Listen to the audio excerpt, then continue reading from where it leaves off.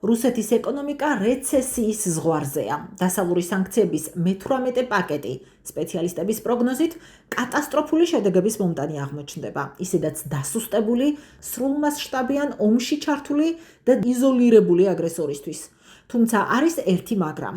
ეკონომისტი აკაკი ცომაია დარწმუნებულია, რომ თუ სანქციების აღსრულების მექანიზმები არ დაიხვეწება, რუსეთის ეკონომიკა მართალია უარყოფით ნიშნულებზე, კრიზისებითა და გამოწვევებით, თუმცა მაინც შეძლებს გამოძვრეს და გაუმკლავდეს დასავლეთის ზეწოლას. ერთია სანქციები, მაგრამ მეორეა, რომ რუსეთი დღემდე წარმატებით ახერხებს ამ სანქციებიდან გვერდისავლას. რუსეთმა წარმატებით შეძლო ამ მხრივ ჩინეთთან, ინდოეთთან და ამ ტიპის ქვეყნებთან ურთიერთობების დალაგება, დაჭერა. ეს სანქციები, რომლებიც არის დაანონსებული ახალი პაკეტი, ეს ძალიან ძიმი არის რუსეთისათვის, მაგრამ მე არ ვიცი, როგორ შეძლებენ ამის გაკონტროლებას, ანუ ამის აღსრულებას.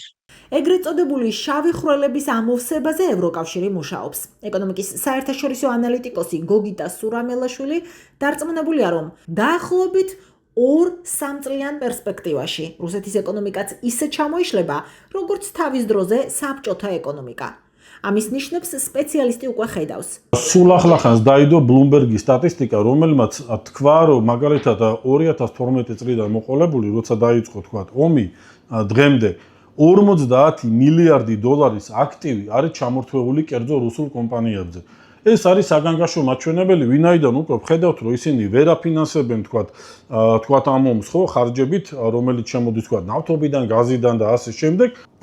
წინასწარ იდება ნავთობის ფიქსირებული ფასი მომავალი წლის ბიუჯეტში და ამ ფასზე მიბმული ფიქსირებული რუბლის კურსი.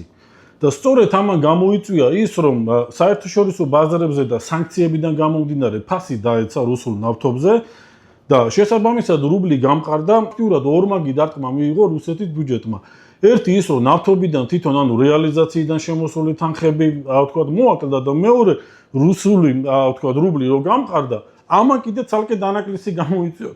რუსებმა საბიუჯეტო დეფიციტის შესავსებად კერძო ქონების ნაციონალიზაცია ამჯობინეს ახალი ფულის დაბეჭდვას, რაც თავის მხრივ ინფლაციას ზრდისკენ უბიძგებდა. თუმცა სპეციალისტების შეფასებით ეს რესურსიც ამოწურვადია და დიდხანს ეს ხერხი არ გაამართლებს.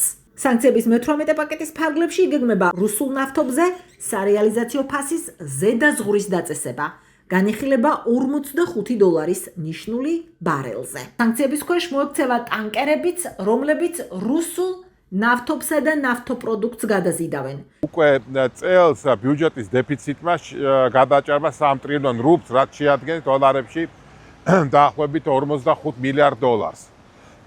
და მეორე, გარდა ამისა, მცირდება რუსეთის ეროვნული კეთილდღეობის ფონდის მოცულობა, როდესაც რუსეთმა დაიწყო სამხედრო აგრესია უკრაინის წინააღმდეგ. ფონდის მოცულობა შეადგენდა დაახლოებით $150 მილიარდ.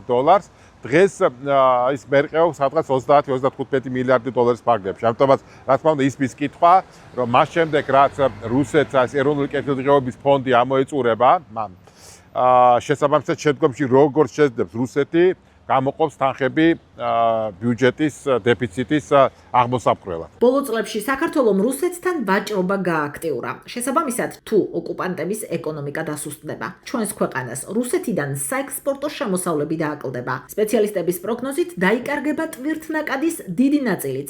საქართველოს ეკონომიკას პრობლემები შეექმნება და რატომ? იმიტომ რომ ქართული ოცნების პირობებში ვიცით, რომ რუსეთთან აწარმოა ქართულმა ოცნებამ მოლაპარაკებები და რუსეთმა დაუშვა ქართული პროდუქცია რუსულ ბაზარზე.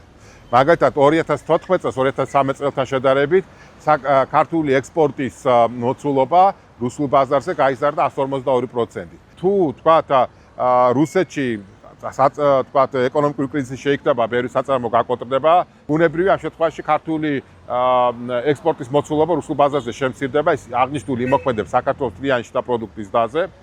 და რუსეთზე სხვადასხვა მონაცემებით მოდის საქართველოს საგარეო ვაჭრობის დაახლოებით 10% და შეექმნება პრობლემა ლარის კურსს. სანქციების გამო მოსკოვი იძულებულია ომის დაფინანსებისთვის საჭირო ფული მოქალაქეების ჯიბეებიდან ამოიღოს.